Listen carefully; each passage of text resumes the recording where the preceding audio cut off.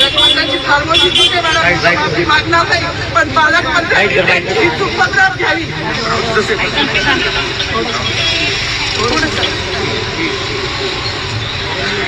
मला मीडियाशी घेणारे मॅडम मला सस्पेंड केलं, मी आलूचे गाड्या उपसी मी माती काम करेन, पण बाबासाहेबांची ओळख पुसण्याने मला सस्पेंड करायचं करू शकता. मॅडम बाबासाहेबांना संपवायचं काम करायचं नाही. 26 जानेवारी 15 ऑगस्ट मध्ये मी नाही मानत, पण लोकशाही मॅडम तुम्ही सुद्धा संविधानामुळे आहात, पालकमंत्री सुद्धा पालकमंत्री संविधानामुळे आहे. कोणत्याही जाती सगळी समानता केली आहे. बाबासाहेबांचं नाव अंधाकारी भाषणात दिली, वागणारी भाषणात दिली. ज्या लोक संविधानाला लोकशाहीला कारणीभूत आहेत त्यांची नावं वारंवार घेतली गेली, मग जो संविधानाला कारणीभूत आहे तो प्रजासत्ताकाचा जो मानकरी आहे त्याचं नाव भाषणात का नाही.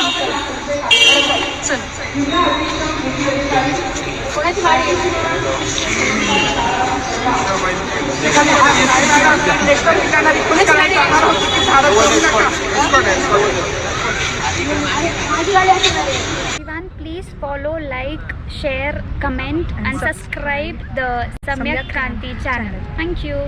जय भीम जय संविधान सम्यक क्रांती चॅनलमध्ये आपले स्वागत आहे.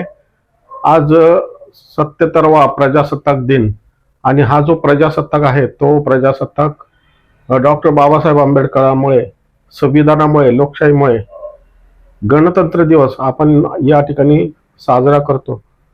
26 जानेवारी 1950 रोजी या देशाने संविधान मान्य केलं आणि तेव्हापासून संविधान लागू झालं आणि गणतंत्र लागू झालं. गणतंत्र म्हणजे लोकाचे राज्य.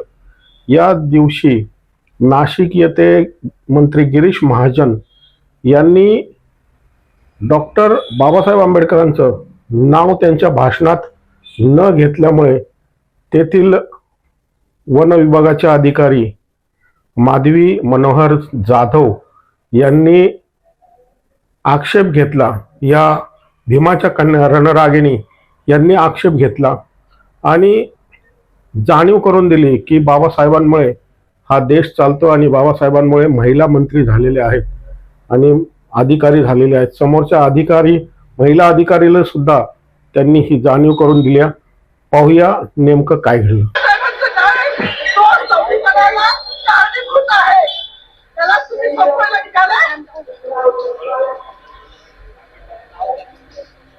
पालकमंत्र्यांची फार्मसी कुठे मॅडम माफी मागणार नाही, पण पालकमंत्र्यांची चूक पत्रात घ्यावी.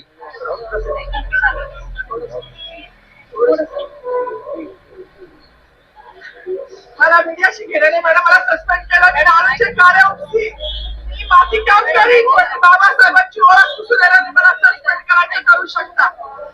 मॅडम बाबासाहेबांना संपवायचं काम करायचं नाही. 26 जानेवारी 15 ऑगस्ट मध्ये मी नाही मानत, पण लोकशाही मॅडम तुम्ही सुद्धा संविधानामुळे आहात, पालकमंत्री सुद्धा पालकमंत्री संविधानामुळे आहे. कोणत्याही जाती सगळी समानता केली आहे. बाबासाहेबांचं नाव अंधाकारी भाषणात दिली, वागणारी भाषणात दिली.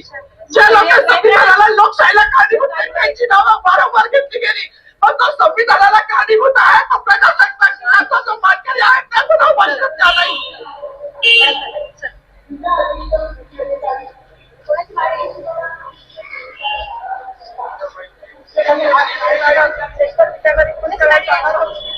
तर आपण बघत आहात या माधवी मनोहर जाधव या वन विभागाच्या रणरागिणी आहेत आणि त्यांनी हा जो आक्षेप घेतलेला आहे अत्यंत महत्वाचा आक्षेप आहे.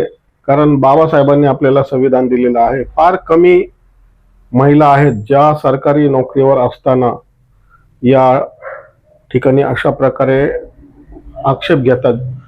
ज्यांना माहिती आहे, ज्यांना जाणीव आहे या देशाच्या संविधानाची, या देशाच्या घटनेची, या देशाला ज्यांनी घटना दिली त्यांची, अशा फार कमी महिला आहेत ज्या अशा प्रकारे